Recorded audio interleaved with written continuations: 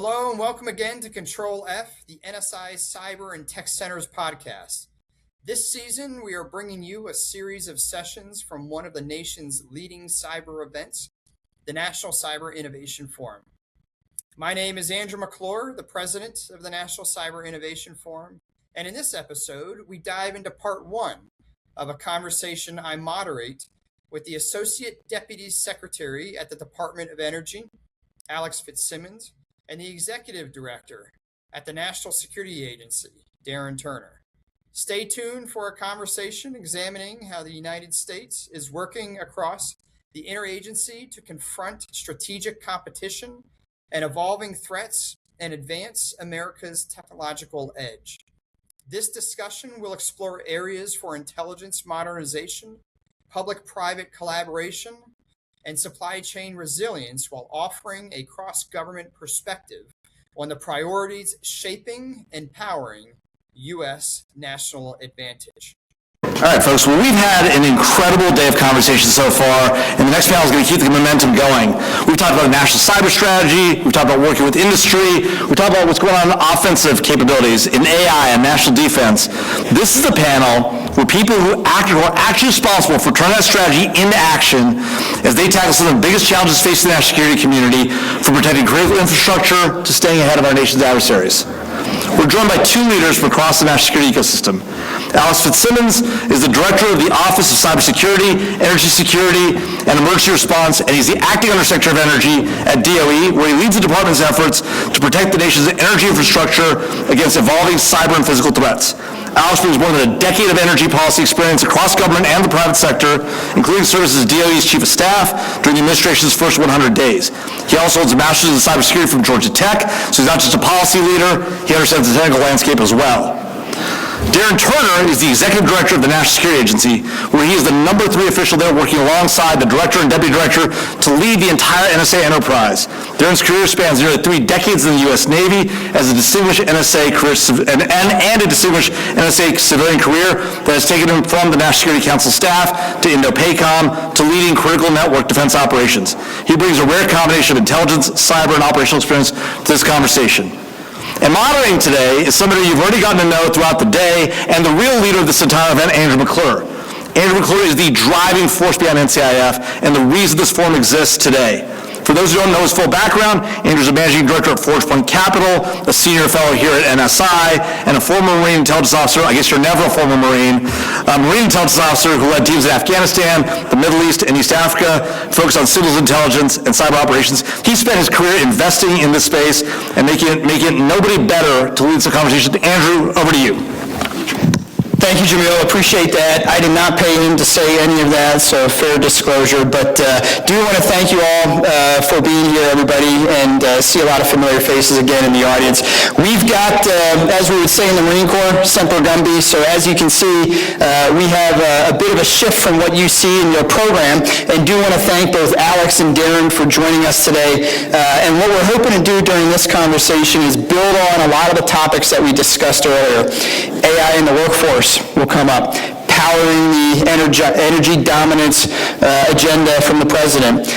We'll talk about the president's cybersecurity strategy and where that fits in, and how the intelligence community is also responding, adapting, and implementing that. So a lot of topics to cover during this session.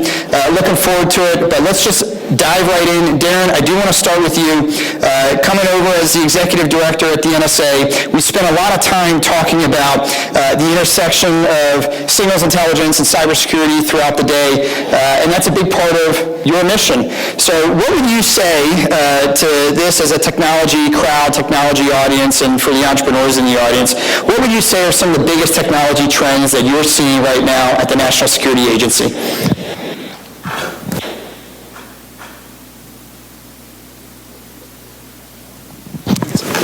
It's that one right there. Push the button. There you go. Okay, now that we got the first technological hurdle out of the leap, so we can move forward. So in answer to your questions, it's really pretty straightforward. From my perspective and from the National Security Agency's perspective, artificial intelligence is going to drive what we need to do.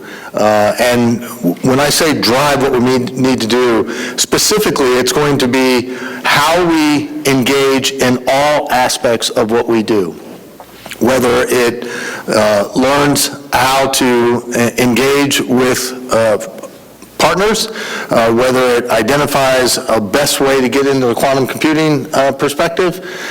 What you're going to see is this capability that learns in and of itself. And I know you've heard that a little bit up on the stage already. Now, interestingly enough, artificial intelligence, quantum computing, that capability is not something new for the National Security Agency. We've been doing that for the entire existence of what we do. Not exactly where we're at now with artificial intelligence, but specific elements of technology and the pace of technology. And that's really the change, because we've already been working towards it kind of on a regular basis, but the pace of technology in and of itself is what has changed.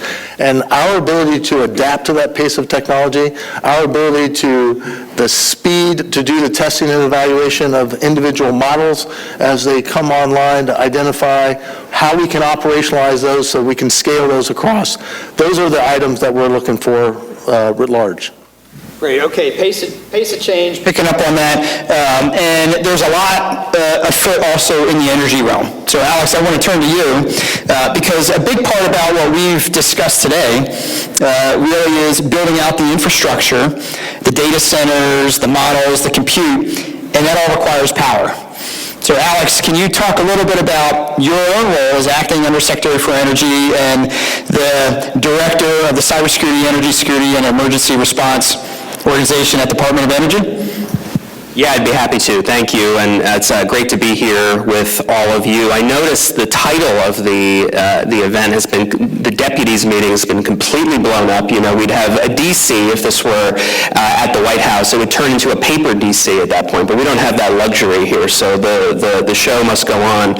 So, yeah, like you mentioned, energy is foundational to modern life. Energy, as President Trump and Secretary Wright say, energy is not just a sector of the economy, it is the sector of the economy. It's the first 5% of GDP that enables the other 95%, and that includes national security. And so on day one of his second term, President Trump declared a national energy emergency because of the disastrous energy subtraction policies of the previous administration that had driven up electricity prices by 30% or more in many parts of the country and was resulting in a worsening resource adequacy and grid reliability issue that our nonpartisan grid operators have called a 5-alarm fire for the grid.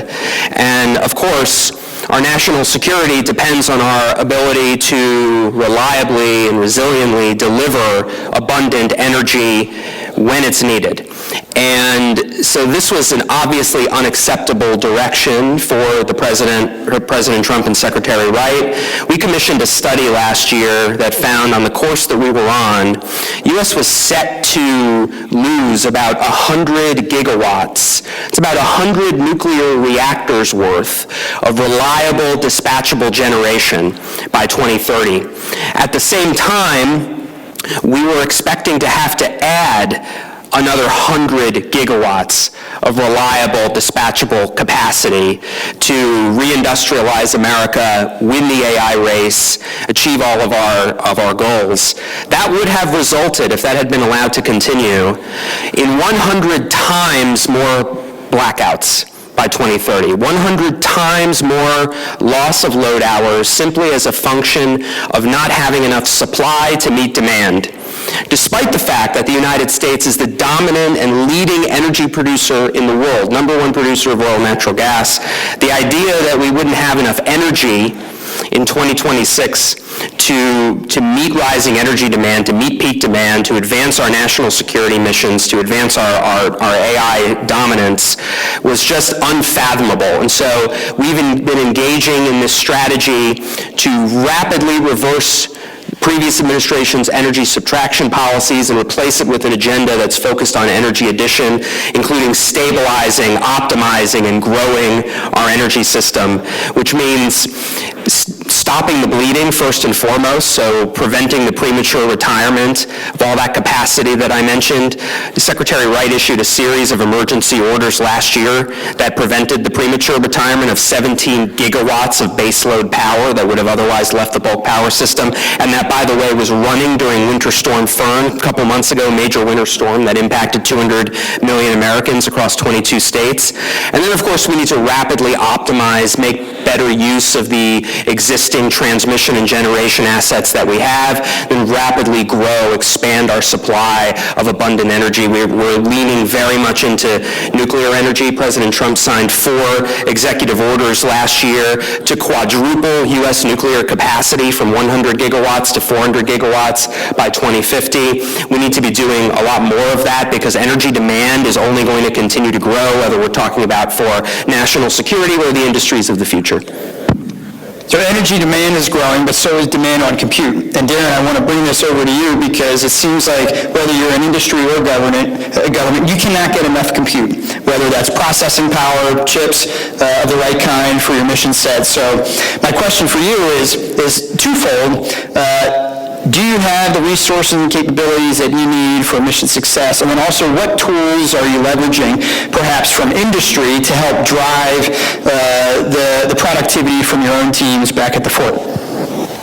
So, literally, as we start walking through that, I want to answer it in reverse order, right? So, when it comes to the tools that we're using, it is a partnership between open sector as well as the government, and what we are working to look forward. So when it comes to the individual tools, that's what we're in the process of identifying. And we're looking through things and testing things out, and it's on a rapid, quick, fast forward and fast fail capability. When it comes to resources, I do believe we're on the right path as far as understanding how much, where we need it, and what we're going to actually execute off of it. And that's done in partnership with the department and the Director of National Intelligence, in both cases, to be able to bring forward the capabilities to determine how we're going to work through it. So that's really kind of a really quick and dirty answer to a fairly straightforward question. Resources-wise, I think we're getting there, and we're working in partnership with the department and the director. And when it comes to actual tools, we are working with the open sector and the commercial sector and the government to be able to identify how we can work through it.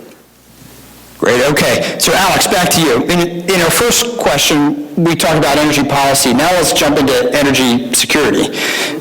So energy security has emerged, as you mentioned, as one of the primary topics over at the department. And it's also something that many of the organizations that are represented in this crowd are quite familiar with. There's been a lot of ink spilled on Volt Typhoon and the response and remediation to different, call it systemic attacks across industry. So how can policymakers think about the relationship between energy dominance and generating enough strategic options that we have sufficient energy security? Yeah, absolutely. It's a great question. So I would say a couple things about that. You know, we cannot accept a trade-off. We cannot trade speed for security. We have to try to do both at the same time, and I think we can. And energy security is the foundation of national power. You think about where the United States was even 10 years ago, 10, 15 years ago, we were a net energy importer. We were relying on volatile supply chains, at risk from an energy security standpoint. We've rapidly transformed and improved, strengthened our geopolitical position because we're now the #1 producer of oil and natural gas. We're a net energy exporter for the first time. That is American energy dominance in action. We're continuing to set record highs in energy production, but we know that, and our adversaries also know that, and so they are strategically pre-positioning inside our critical energy infrastructure. They want to hold it at risk for a time and place of their choosing. This is all public information in the annual threat assessment, and that risk is only intensifying and will only continue to intensify as we think about all the energy infrastructure that we need to build, as I mentioned, over the next 5 years to continue to lead in AI and onshore manufacturing, achieve all of our goals. You're talking about hundreds of thousands of components and subcomponents that are getting added to the energy system every day with known cyber vulnerabilities in them that our adversaries will seek to exploit and can exploit at a faster pace now, given where technology has moved. In the Trump administration, we have been doubling down, tripling down on strengthening supply chain security. So in DOE's Caesar office, we have a program that's called Citrix, which is this excellent collaboration between multiple DOE national laboratories that's focused on strengthening the security and resilience of the energy sector by procuring grid components from OEMs, tearing them apart, finding out what the vulnerabilities are, figuring out how to mitigate them, and then getting that information back out to the energy sector in a timely and actionable way. We're partnering with most of the largest vendors, and fortunately there's only a few on the OT side that provide the vast majority of grid components in our system. You're thinking about the Schneider Electrics, the ABBs, the Rockwells.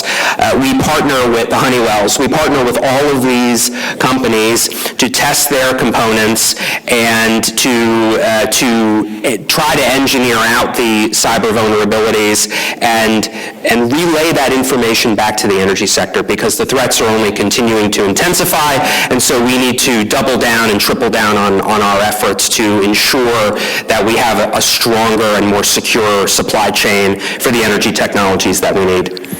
That's a wrap for today's episode. Thanks to Hannah Haynes, Keelan Wolf, Claude Jennings, and the entire NSI CTC team in helping us produce today's episode. Be on the lookout every Monday and Wednesday for more sessions from the National Cyber Innovation Forum. If you like what you heard, be sure to rate, review, and subscribe. Thanks again.